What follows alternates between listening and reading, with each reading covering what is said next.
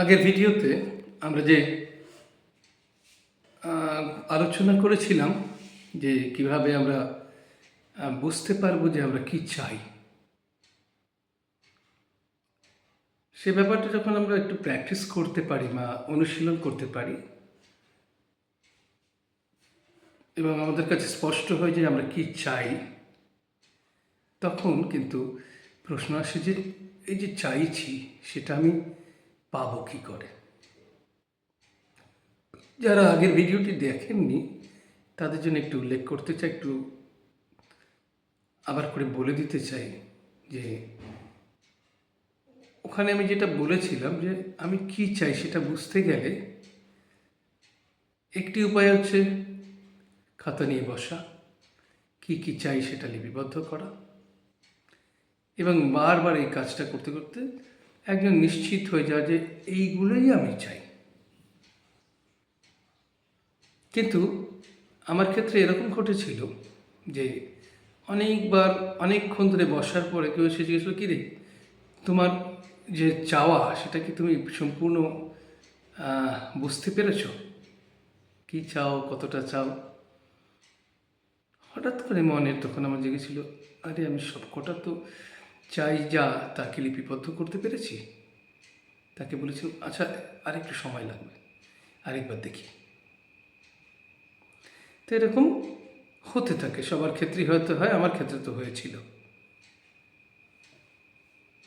পরবর্তীকালে আমি একজন খুব বড় মানুষের কাছে যখন যাই, দার্শনিকদের কাছে তাদের কথাবার্তা শুনি, তাদের বইটি পড়ি, তখন দেখি যে আরেকটা উপায়ও আছে কিভাবে আমরা বুঝতে পারবো যে আমরা কি চাই আসলে।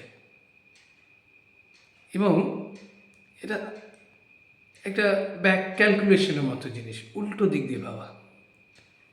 ওইভাবেই একটা খাতা নিয়ে তখন বসি এবং কি চাই না জীবনে আমার, নিজের কাছ থেকে, নিজের জন্য, অন্যের জন্য, পরিবারের জন্য, হ্যানত্যান, এগুলো সব কিছু লিপিবদ্ধ করা শুরু করলাম।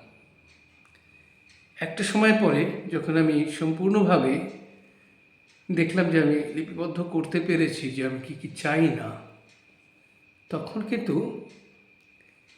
কী কী যে আসলে চাই সেটা কিন্তু আমার কাছে স্পষ্ট হয়ে উঠেছিল।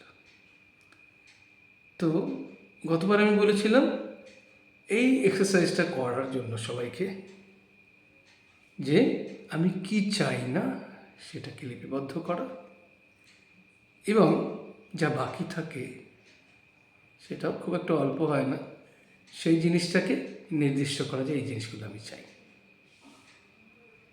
তো এটা তো প্রথম খুব গুরুত্বপূর্ণ কাজ যে আমি কী চাই সেটাকে যথাযথভাবে জানা এবং একদম নির্দিষ্টভাবে জানা। এখন যখন জানলাম তখন এটাকে আমি কি করে পাবো সেটাও তো আমার জানতে হবে। তো বলা হয়ে থাকে যে আমাদের মনের অসীম শক্তি এবং আমাদের আশেপাশের যে জগৎ আমরা দেখতে পাই সেটা কিন্তু আসলে আমরা যেভাবে দেখতে চাই, আমার মন যেভাবে আমাকে দেখাচ্ছে সেরকমভাবে কিন্তু দেখি। কারণ একই জায়গায় থেকে বিভিন্ন মানুষের বিভিন্ন রকমের আমরা দেখতে পারি তাদের মানসিকতা, তাদের মনের স্থিতি। কেউ খুব আনন্দে থাকে, কেউ অল্প আনন্দে থাকে, কেউ আরেকটু কম আনন্দে থাকে, কারোর হয়তো আনন্দ করতেই চায় না মন। একই জায়গা থেকে কারো মনে হয় সে খুব সাকসেসফুল বা খুব সফল, কারো মনে এই চলে যাচ্ছে, কারো মনে কী রে বাবা আমি তো আরও আমার যা কোয়ালিটি সেটা তো সম্পূর্ণভাবে সম্পন্ন হলো না, পেলাম না। আর কারো মনে হলো যে আমি গুড ফর নাথিং, আমার কিছুই হলো না। পরিবেশ একই অঞ্চলে আমরা থাকছি, একই সাথে হয়তো কথা বলছি, এমনকি একই বাড়িতেও থাকছি। এইটা যখন আমরা দেখতে শুরু করি, এটা বুঝতে শুরু করি, তখন বোঝা যায় যে যে জিনিসটা আমাদেরকে আসলে নিয়ন্ত্রণ করছে সেটা হচ্ছে আমাদের মনের স্থিতি। তাই জন্য বলা হয়ে থাকে যে মনটাকে যদি আমরা পরিবর্তন করতে পারি, আমরা কিন্তু জগৎকেও পরিবর্তন করতে পারি আমার। তো এবার প্রশ্ন আসছে যে জগৎকে পরিবর্তন করব, তো কিন্তু জগৎকে পরিবর্তন করব তখনই করতে পারবো যখন আমার কাছে কিন্তু আমার যে জিনিসটা আমি চাই সঠিকভাবে সেটা আমি অ্যাচিভ করতে পারবো যখন, তখনই। তো এই বিষয়েও কিন্তু কিছু পদ্ধতি আমরা বিভিন্ন জায়গায় পাই এবং আমরা করেও দেখেছি কীভাবে ম্যানিফেস্ট করা যায় যেটা আমি চাই সেটাকে সত্য করার যে পদ্ধতি। খুব সহজে যদি বলা হয়, আমরা নিজেদের কাজগুলোকে 3টি ভাগে ভাগ করতে পারি।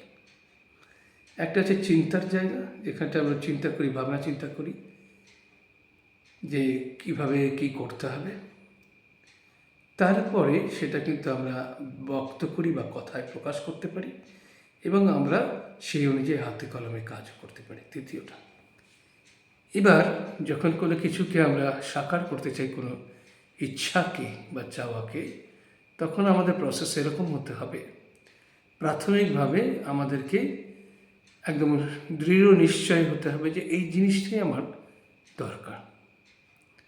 ধরলাম যদি এরকম হয় যে আমার একটা গাড়ি দরকার, তাহলে গাড়ি যদি দরকার হয়, সেই গাড়িটি কোন মডেলের, তার রং কী হবে, তাতে কটা সিট থাকবে, তার অন্যান্য ফিচার যেগুলো আছে সেগুলো কী কী হবে সেগুলো আমাকে জানতে হবে। এইগুলো আমার প্রয়োজনীয়তা, এটাকে আমি আইডেন্টিফাই করলাম বা এটাকে আমি বুঝলাম, এটাকে স্থির করলাম।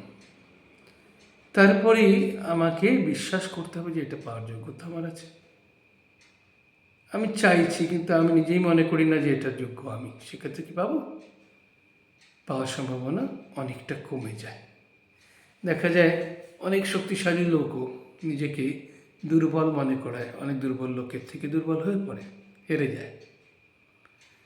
তো সেরকমভাবে আমি যে চাহিদাটাকে, যে জিনিসটাকে চাইছি এবং আমি বুঝতে পারছি যে এটা আমার সত্যিকারের চাওয়া, সেটাকে খুব শক্তিশালী করে তুলতে হয়।